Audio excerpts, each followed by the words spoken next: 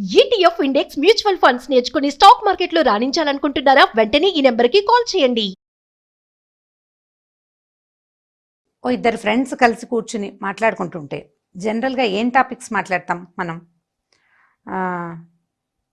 ఆఫీస్లో ఎలా ఉంది, లేదా ఈ చీర ఎక్కడ కొన్నావు, మీ ఆయన ఎలా ఉన్నారు, మీ పిల్లలు ఎలా ఉన్నారు, మా పిల్లల ఇబ్బందులు, పిల్లలతో ఉన్న ఇబ్బందులు, భర్తలతో ఉన్న ఇబ్బందులు, తర్వాత బట్టలు కొనుక్కోటాలు, లేదా కొత్తగా వెళ్లాల్సిన ప్లేసులు, చూడదలుచుకున్న ప్రదేశాలు, ప్రయాణానికి వెళ్తుంటే చుట్టాలు అడ్డం వచ్చారు, ఇలాంటివి మాట్లాడుకున్న తర్వాత ఇవన్నీ మన సొంత విషయాలు కదా.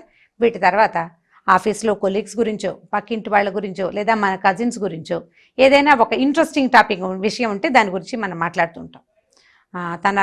తను ఇలా చేసింది, తను భలే కొనేసుకుంటోంది, లేదా తను ఎవరితోటో ఎక్కడో వెళ్తోంది అని ఇలాంటి మాటలు మాట్లాడతాం. అయితే ఈ మాటలు మనం ఇద్దరం మాట్లాడుకున్నప్పుడు చాలా బాగుంటుంది.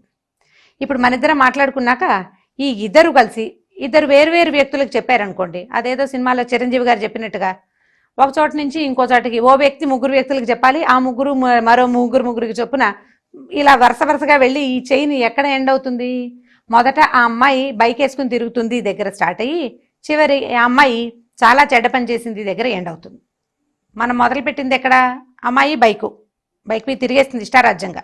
ఇక్కడి నుంచి మొదలుపెట్టి చివరికి దాని ఇష్టారాజ్యపు జీవితం ఏదో వేరే చెడ్డ పనిగా పరిణమిస్తుంది. నోటి నుంచి నోటికి మారేసరికల్లా సెంటెన్సెస్ మారిపోతాయి. కొన్ని స్వకపోల కల్పితాలు ఉంటాయి, అంటే మన నోట్లో పుట్టినవి కూడా జరుగుతుంటాయి. ఆ నోరు ఫ్రెండ్దే అవ్వక్కర్లా, అప్పుడప్పుడు మనది కూడా అవుతుంది. ఊరికే సాచివేతగా మాట్లాడతాం. ఎవరి గురించో అయ్యేసరికల్లా మనకి నోరు సులువుగా వెళ్ళిపోతుంది. అది మన మ్యాటర్ అయితే కొంచెం జాగ్రత్తగా చెప్తాం, కానీ ఎవరి గురించి అయినా చెప్పేటప్పుడు మనకి జాగ్రత్త ఎందుకు ఉంటుంది? జాగ్రత్త ఉండదు. అయితే ఇలా మాట్లాడే సందర్భాల్లో స్నేహాలు పోతాయి, కుటుంబాలు పాడవుతాయి, ఆఫీస్లో ఒక బ్యాడ్ అట్మాస్ఫియర్ ఏర్పడుతుంది, కుటుంబాల్లో కూడా బ్యాడ్ అట్మాస్ఫియరే ఉంటుంది. సో దీన్ని కంట్రోల్ చేయాలి. ఎలా కంట్రోల్ చేయాలి అంటే, మొదట నోటికి, ఆ తర్వాత చెవులకి, రెండిటికి తాళం వేయాలి. నాలుగుకి పదును తగ్గించుకోవాలి, చెవికి మంచి షటర్ డోర్ లాంటిది పెట్టుకోవాలి. దీని మీద ఒక ఇంట్రెస్టింగ్ కథ ఉందండి. శ్రీపాద సుబ్రహ్మణ్య శాస్త్రి గారని ఒక పాతకాలంలో ఒక మంచి రైటర్ ఉండేవారు. 1960s దాకా రాసినట్టున్నారు. అయితే ఈ సుబ్రహ్మణ్య శాస్త్రి గారు ఒక రాజుగారు, ఒక జమీందార్ గారి గురించి ఒక కథ రాశారు. అంటే నా ఫేవరెట్ స్టోరీ రైటర్.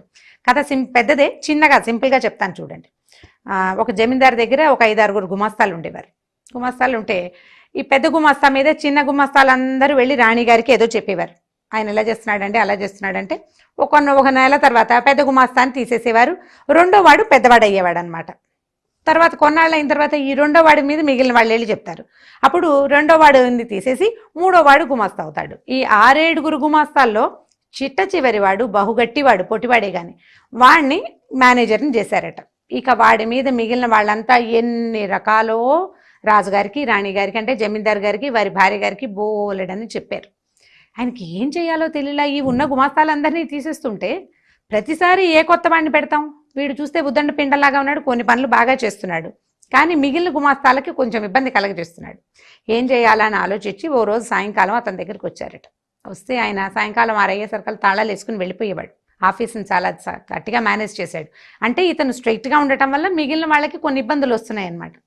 సరే, ఈయన పావు తక్కువ వారికి రాజావారు అతని దగ్గరికి వెళ్ళారు. వెళ్ళి ఒక 5 నిమిషాలు నుంచున్నారు. అతనేమో నిశ్చలంగా చకచక తన బ్యాగులు గీగులు సర్దేసుకుంటున్నాడు, సామాన్లు సర్దిస్తున్నాడు, అన్నిటికీ తాళాలు వేస్తున్నాడు. బాగా ఆలోచించారు రాజావారు. ఎలా అడగాలో అర్థం కాలేదు. సరే, ఒక వాక్యంలో వీడిని ప్రశ్నిద్దామని, కామన్నా కాసుకెళ్ళి చెప్పేవాళ్ళని ఏం చేయాలో అని అడిగారు. అంటే ఏంటంటే చెవులు నింపేవాళ్ళని, చెడ్డ మాటలు, ఇక్కడ ఇతని మీద వేరే మాటలు పుట్టించేవాడిని ఏం చేయాలి? కాసికలు అంటే ఇలా చెడ్డ మాటలు అండి. ఇది పాత భాష కదా, 60కి ముందు రాయబడిన భాష. కామన్న సింపుల్గా ఏం చెప్పాడంటే, ఏముంది బాబు, వినేవాడి చెవులు తెగ్గొస్తే సరి అని చెప్పాడు. ఇప్పుడు ఏం చేయాలి? రాజావారు నోరు మూసుకుని వెళ్ళిపోయారు. కథ చాలా బ్రైట్గా చాలా బాగుంటుందండి, ఎవరికైనా దొరికితే చదవండి. అయితే ఇప్పుడు ఏం చెప్తున్నారంటే, చెడ్డ మాట చెప్పే వాళ్ళకంటే వినేవాళ్ళు వేస్ట్ ఫెలోస్. వినేవాడు సరైన వాడు కాదు, వినకూడదు, వినిపించుకోకూడదు. కాబట్టి గాసిప్స్ని వినకండి, వాటిని పెంపొందించకండి. ఒకవేళ మీరు విన్నారనుకోండి, చెవి తన పని తను చేస్తుందండి. మన శరీర అవయవాలన్నీ వాటి పని అవి చేస్తాయి కదా. అలాగే ఈ చెవి ఏం చేస్తుంది? తను విన్న విషయాన్ని ఒక మాదిరిగా ఫిల్టర్ చేసి బ్రెయిన్లో నిక్షిప్తం చేసి పెడుతుంది. సందర్భం వచ్చి ఆ వర్డ్ వచ్చినప్పుడు నువ్వు విన్నావు కదా, దీన్ని బయటికి తోసేయమని నాలికని ప్రేరేపిస్తుంది. నాలిక వదిలేస్తుంది బయటికి. అప్పుడు నాలిక దాని సొంత పని దానికి వచ్చు కదా, ఆ వచ్చిన ప్రకారం ఒక 2 ఎక్స్ట్రా సెంటెన్సెస్ని యాడ్ చేస్తుంది. ఇప్పుడు ఇంకోటి చెవి కనుక ఈ సెంటెన్సెస్ని విందనుకోండి, అప్పుడు కూడా వాడి చెవి మాత్రం ఊరుకుంటుందా? మన చెవి పని చేస్తే ఆ పక్క వాళ్ళ చెవి ఎందుకు ఊరుకుంటుంది? దాని పని అది చేస్తుంది. మళ్ళీ వాళ్ళ నాలుక కూడా దాని పని అది చేస్తుంది. కాబట్టి ఈ చెవులు నింపే ప్రోగ్రాంలోకి వెళ్ళకండి. ఎప్పుడైతే చెవిని కట్టేసుకుంటామో అప్పుడు మనకి నాలుక కూడా కట్టుబడి ఉంటుంది, కంట్రోల్లో ఉంటుంది. హుందా అయిన ప్రవర్తన మీ సొంతం అవుతుంది. ఎక్కువ మాట్లాడద్దు, ఎక్కువ వినద్దు. ఒకవేళ విన్నా దాన్ని బాగా ఫిల్టర్ చేయటాన్ని ప్రాక్టీస్ చేయండి. ఇంత జరిగి ఉండదు, వీళ్ళు ఇది చెప్తున్నారు కానీ ఇలాంటిది ఏదో 1-2 ముక్కలు జరుగుంటాయి అని కనుక మీరు బ్రెయిన్కి ఫీడ్ చేశారంటే, అంటే మీరు నమ్మకండా ఉంటే అన్నమాట, అప్పుడు మీ చెవులు ప్రేరేపించవు బ్రెయిన్ని. నువ్వు విన్నావు ఇది చెప్పు అని చెప్పవు. అప్పుడు నాలుక కూడా మామూలుగా పనిచేస్తుంది, దాని గురించి ఏం పెద్ద పట్టించుకోదు.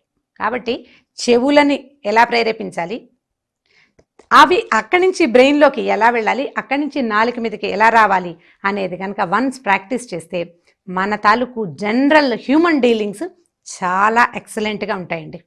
చాలా అద్భుతంగా ఉంటుంది. ఒకసారి ప్రాక్టీస్ చేసి చూడండి. దీని మీద వినద్దు, విన్నదాన్ని ఫిల్టర్ చేయండి. ఫిల్టర్ చేసిన తర్వాత దాన్ని పూర్తిగా నమ్మాలా వద్దా అని డిసైడ్ చేసుకోండి. ఆ తర్వాతే మాట్లాడండి. ఇది మన లైఫ్కి ఎంత మటుకు ఉపయోగపడుతుంది అనేది మీలో మీరే కనుక ఎవరికి వాళ్ళు, స్త్రీ పురుషులు అందరూ, ఆడవాళ్ళు మగవాళ్ళు కూడా ఆలోచించుకుంటే మీ తరహా కొంత మారుతుంది, మన పర్సనాలిటీ మారిపోతుంది. దానివల్ల మన పిల్లలు, మన చుట్టుపక్కల ఉండే ప్రపంచం కూడా మారటానికి అవకాశం ఉంది. సో ఒక హెల్దీ వాతావరణాన్ని సృష్టించుకోవాలంటే మొదట చెవులు, ఆ తర్వాత నాలుకని బంధించడాన్ని ప్రాక్టీస్ చేయండి.